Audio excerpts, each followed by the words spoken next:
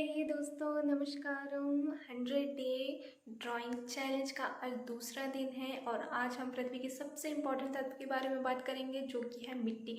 हाँ, मिट्टी के बारे में बात करेंगे। मिट्टी है तो पेड़ है, पौधे हैं, ऑक्सीजन है, आप है, हम सब हैं।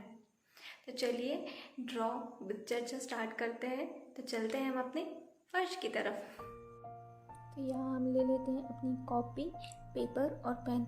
अगले आने वाली 100 वीडियो में हम इसी कॉपी, पेपर और पेन का इस्तेमाल करने वाले हैं, तो आपको ये झेलना ही होगा। तो जैसा कि मैंने कहा है कि मिट्टी है तो हम हैं, मिट्टी से पेड़ है, पौधे हैं, भोजन है और पानी है।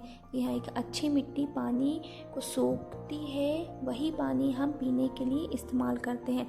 तमिलनाडु के कोयम्बटूर में स्थापित ईशा फाउंडेशन के संस्थापक सद्गुरु हैं, जो कि बताते हैं कि हमारी मिट्टी मर रही है। यूएन संयुक्त राष्ट्र बताता है कि अगले आने वाले 50 से 60 सालों में हम सिर्फ 60 से 80 तरह की फसलें ही उगा पाएंगे, क्योंकि हमारी मिट्टी में भोजन उत्पन्न करने की क्षमता नहीं रहेगी। और ऐसी स्थिति आई क्यों, ऐसी नौबत आखिर आई ही क्यों? क्योंकि हमने अपनी मिट्टी को बेजान समझा, इसमें नाइट्रोजन, फास्फोरस डालकर ठीक करना चाहा। और यही हमारा सबसे बड़ा भ्रम है कि मिट्टी केमिकल डालने से ठीक हो जाएगी या उपजाऊ हो जाएगी। मुट्ठी भर मिट्टी में 8 से 10 अरब सूक्ष्म जीव होते हैं, जो कि एक मानव आबादी से भी अधिक है। और हमने इन्हें मरने दिया क्योंकि हमने अपनी मिट्टी को उद्योगों की तरह इस्तेमाल किया है। हमने अपने खेतों को उद्योगों की तरह ट्रीट किया है। मिट्टी में ऑर्गेनिक चीज़ें नहीं डाल रहे हैं, जैविक पदार्थ उन सभी सूक्ष्म जीवों के लिए भोजन होता है जिससे वे पनपते हैं और पौधों के साथ पोषक तत्वों का आदान प्रदान करते हैं, बदले में भी कार्बन सोखते हैं। हमें ये समझना होगा कि ये सूक्ष्म जीव हमारे अस्तित्व का आधार है। पौधों को सूक्ष्म जीवों के बिना वो पोषक तत्व नहीं मिल सकता है जो उन्हें चाहिए, क्योंकि वे सूक्ष्म जीव ही इस जीवन का आधार हैं। UNFAO के हिसाब से हर साल औसतन 27,000 प्रजातियाँ, सूक्ष्म जीव की 27,000 प्रजातियाँ नष्ट हो रही हैं। मैं यहाँ प्रजातियाँ कह रही हूँ, जो कि अलग अलग किस्म की होती है। अगर ऐसा ही चलता रहा तो अगले आने वाले 40 से 50 सालों में हम ऐसी स्थिति पर खड़े होंगे जहाँ पे हम भोजन पका नहीं सकेंगे।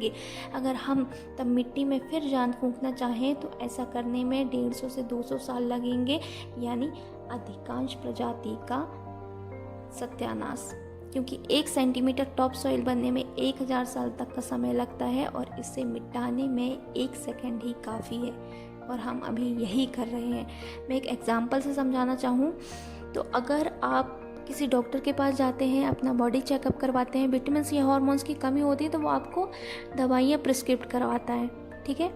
अब दवाइयाँ लेकर आते हैं, अब ऐसा तो नहीं है कि आप खाना पीना छोड़कर केवल वे दवाइयों की भरोसे ही जीवित रहेंगे। सोचिए, अगर ऐसा होगा तो आपका जीवन कैसा होने वाला है। हम ऐसा ही अपनी मिट्टी के साथ करवा रहे हैं। सॉइल परीक्षण करवाने में हमें जो भी पोषक तत्वों की कमी होती है, हमें उसमें वो डालना होगा, डालते रहना होगा। पर ऐसा नहीं है कि हम हर साल यही करते रहें, नाइट्रोजन डालते रहें, फास्फोरस डालते रहें और ऑर्गेनिक तत्व ना डालें। ऐसा करने में हमारी मिट्टी, अब ये हमारा जिम्मा है कि हम कम से कम मिट्टी बचाओ अभियान के बारे में जागरूकता फैलाएं, ताकि सरकार को मिट्टी की उपजाऊ बने रहने में नीतियां बना सके। तब तक #सेव सॉइल का इस्तेमाल करें, पौधे लगाएं। बाकी यहाँ तक आए हैं तो सब्सक्राइब कर जाएं ऐसी इन्फॉर्मेटिव वीडियोस के लिए। तब तक के लिए टाटा बाय बाय।